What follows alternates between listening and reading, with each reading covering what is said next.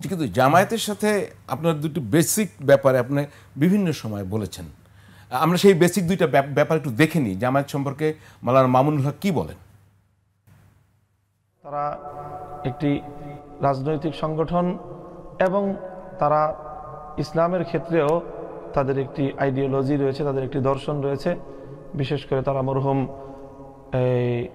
মাওলানা মওদুদী সাহেব, আবুল আলা মওদুদী সাহেবের তারা চিন্তা দর্শন লালন করে থাকে। এটি হলো মাওলানা মওদুদী সাহেবের যে সকল চিন্তা এবং তার যে সকল দর্শনগুলো, তার যে সকল বক্তব্যগুলো উপমহাদেশের হাক্কানি ওলামায়ে কেরামের সাথে মতপার্থক্যপূর্ণ রয়েছে, তার সেই ভুল বক্তব্যগুলো থেকে, তার সেই ভুল আকিদাগুলো থেকে, তার সেই ভুল দর্শনগুলো থেকে জামাতে ইসলাম যদি নিজেদেরকে স্পষ্টভাবে তা সম্পর্কচ্যুত ঘোষণা করে যে বাংলাদেশের আলেম সমাজ জামাতে ইসলাম সম্পর্কে তাদের যে নেতিবাচক অবস্থান সেটিও পুনর্মূল্যায়িত হবে। বাংলাদেশ জামাতে ইসলামের দলগতভাবে 1971-এর স্বাধীনতা যুদ্ধের সময় যে তাদের যে ভূমিকা, সেই ভূমিকা বিষয়েও তাদের দলীয় সুস্পষ্ট কোনো একটি দিক নির্দেশনা যদি তাদের নেতাকর্মীদের সম্মুখে আসে, তাহলে সেটিও বাংলাদেশের তাদের রাজনীতির জন্য অনুকূল হবে।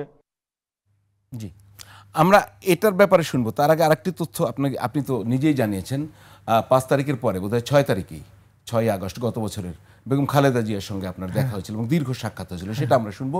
এই দুইটা অবস্থানে কোনো পরিবর্তন এসছে কিনা, এটা কেন চান? মানে এখানে তাদের ইসলাম নিয়ে কি ভুলগুলো আছে, সেগুলো কি সংশোধনযোগ্য? আরেকটু যদি প্রিসাইজলি বলতেন, ইমান আকিদের কোন ভুলগুলো আছে? আর আপনি মুক্তিযুদ্ধের প্রসঙ্গে কথা বলছেন, তাদের কি সে অবস্থান পরিবর্তন হয়েছে? না হলে তো কি করবেন?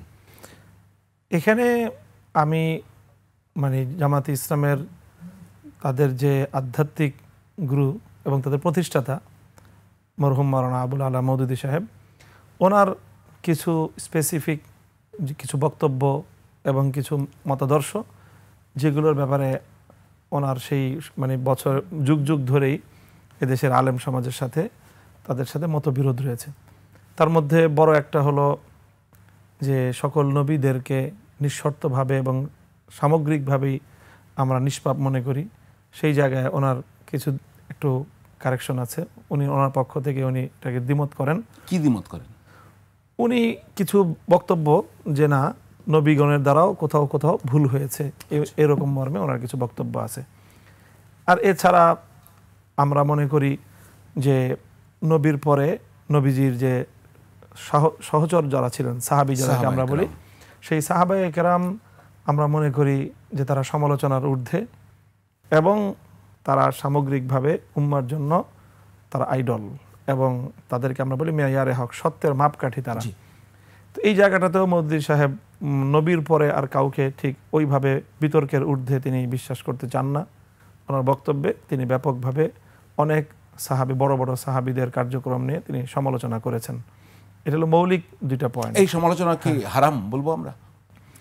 এই সমালোচনা বিভিন্ন পর্যায়ে আছে। সমালোচনার কিছু পর্যায়ে যেটা একেবারে নিষিদ্ধ পর্যায়ে চলে যায়, তো সেরকম কিছু কার্যক্রম আমাদের সাথে ওনাদের দ্বিমতের জায়গা আছে। ইসলামের মৌলিক কনসেপ্ট নিয়েও একটা জায়গায় আমাদের সাথে ওনাদের দ্বিমত আছে। সেটা হলো যে মাওলানা আবুল আলা মওদুদী সাহেব ইসলামের যে মৌলিক বিধিবিধানগুলো, নামাজ, রোজা, হজ, যাকাত, যেগুলো ইসলামের মূল লক্ষ্য, সেগুলোকে উনি ইসলামের যে আরেকটা বিধান আছে জিহাদ বা ইসলামী রাষ্ট্র প্রতিষ্ঠা, সেই রাষ্ট্র প্রতিষ্ঠা এবং জিহাদের জন্য তিনি ওই সকল ইবাদতগুলোকে একটা উপলক্ষ্য হিসেবে সাব্যস্ত করেছেন কোনো কোনো লেখার মধ্যে। এই জাতীয় বেশ কিছু মতপার্থক্য, মতবিরোধ ওনার সাথে আছে।